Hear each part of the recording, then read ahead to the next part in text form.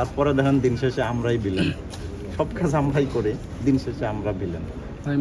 বুঝতেছেন তো যে আমরা আজকে একটা অরিজিনাল জায়গায় অভিযান চালাইছি।